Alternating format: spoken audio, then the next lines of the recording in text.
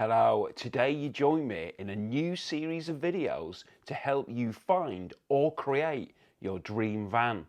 Yes, I do know it is a minefield. I have some questions which you need to ask yourself to help lead you down the right path for your van life journey. Your answers will determine your path, and I've got lots of help coming your way to make sure that you can find your dream van. Coming up over the next few months, we're going to be discussing the various different buying options, the components you can fit to your van, your pop-top roof, your kitchen unit, the bed, the cooking facilities, which base van to choose, and lots more, including some aspects which I know most of you won't actually be aware of. So what questions should you be asking yourself? First of all, budget. What is your total spend budget? This is the starting point, because this figure will determine exactly what kind of van you're going to be able to get. If your budget is £30,000, then obviously you're not going to be able to buy a brand new van. But for £30,000, you could get a much older van which is kitted out really nicely with some good spec components. But we're going to come on to that in a future video. And even if your budget is substantially less than this, we can actually find you a fantastic camper van. And one of the videos which I'm doing will be showing you a van which has been done on a very tight budget. But your budget will determine where you can start with your base van, whether this is a T4, T5, T6, or even a T6.1. And just because your budget might be at a set figure, it doesn't mean that all the vans at this particular figure are going to be the best vans for you. Now, a quick search on Auto Trader looking at £55,000 vans draws up lots of variations. Despite these vans all being the same price, there is a big difference in what's actually on offer. They are spanning a wide age range. You've got vans 2018, which is a T6, all the way up to a brand new van 5-6 years later of a T6.1. You've got some small power engines, you've even got 204 brake horsepower engines, you've got short wheelbase, you've got long wheelbase, you've got manual, and you've got DSG, all for the same price of £55,000. Personally, none of these are for me. They don't fit my criteria of what I need, what I want in a van. But do they fit yours? Well, that's something which we're going to have to find out. Let's ask some more questions and get closer to finding out if they would suit you. So what is your van going to be used for? Well, it's a camper obviously, so it's going to be used as a camper. Well, it's not exactly as simple as that, because if it's a camper, is it also going to be your daily driver? Potentially doing a reasonable amount of miles, and if so, you might be looking for a more modern vehicle, a newer vehicle, potentially with a warranty, and something with lower mileage perhaps. Will you be parking it in height restricted car parks? If so, then you're going to have to be looking at your total height of the van, taking into consideration what the potential height would be with a pop top. Has that pop top got roof rails? What's the suspension height of the van? All these factors would affect the height of the van. Also, the length of the van.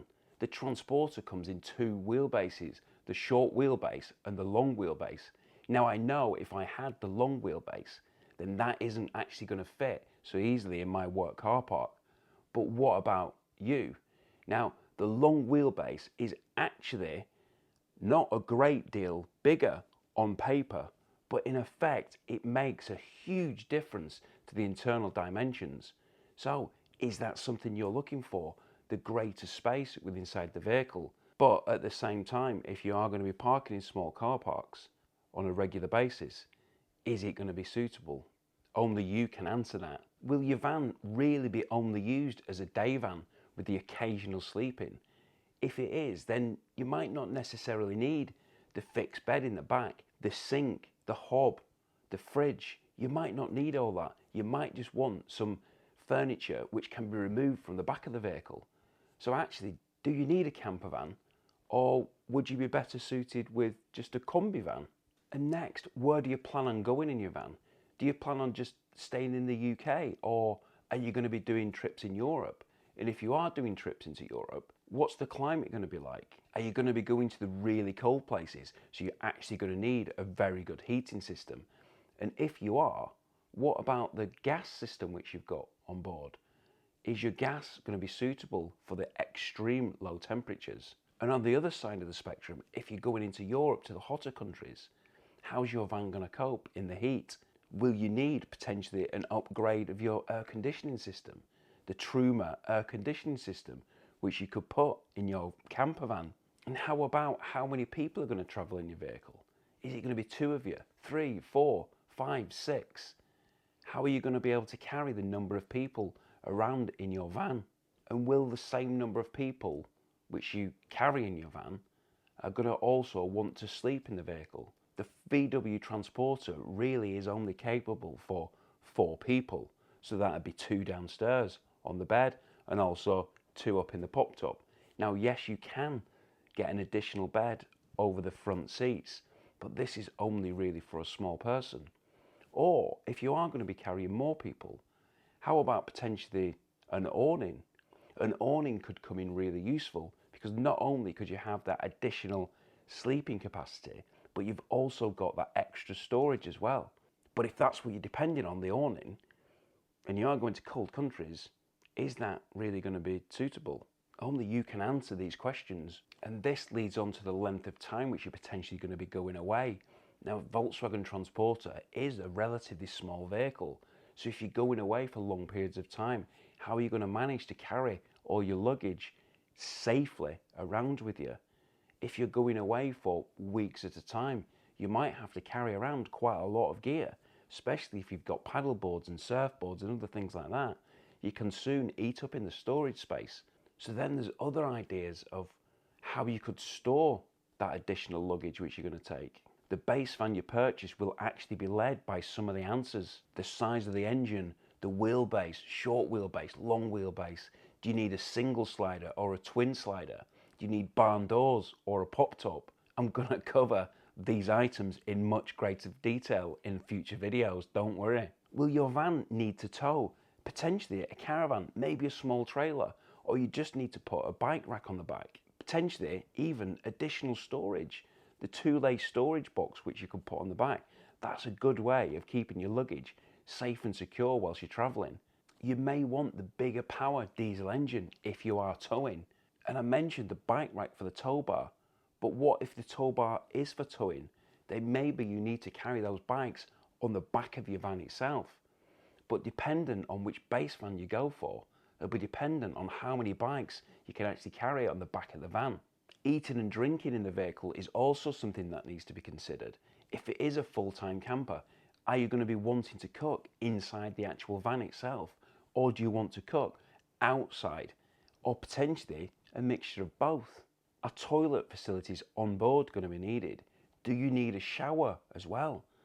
If you are going to be off-grid for a longer period of time, then these are 2 items which you may well need and you need to factor in to the van which you're going to be getting. And being off-grid, what about electrical devices? This modern day and age, we've got mobile phones, iPads, other things like that which we're going to need to keep on charge. And also, if you've got an onboard fridge, then that needs to be kept cold, so it needs power. So how are you going to get that power if you're not connected to the main supply? Solar panels on the roof is a great way to keep that leisure battery topped up. But what about other items, perhaps 240 volts? If you are needing to run 240 volts and you're off grid, then you are going to need an inverter.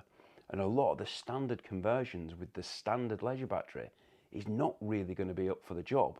You're not going to be able to run these devices for prolonged periods on just a standard leisure battery. So could you do with upgrading to a lithium battery, which I will come on to because you do get far greater power out of a lithium battery than you do out of the standard AGM. And do you actually need it to be bigger than the standard size of a leisure battery? These are all things you need to factor in. Think about the electrical devices you're going to need to be powered up and how long you're going to be away from a power supply. All these questions should give you your wish list. It's not a one-size-fits-all approach. Everybody's different. Everybody's got different tastes, different needs, different requirements, a different way of utilizing the van. Only you can answer these questions for your van. But another big question is, should you buy a ready-made camper van or should you build your own from scratch? I believe there's 4 different options as far as this is concerned. I'm going to be discussing them in my next video, which are coming out next Sunday, which you'll be able to see here. Or if you want to know about how to choose your base van and the different options available, you'll be able to see that here from next Thursday. If you don't want to miss any part of this series, then please do subscribe. Thanks for watching. I hope to see you soon. Take care.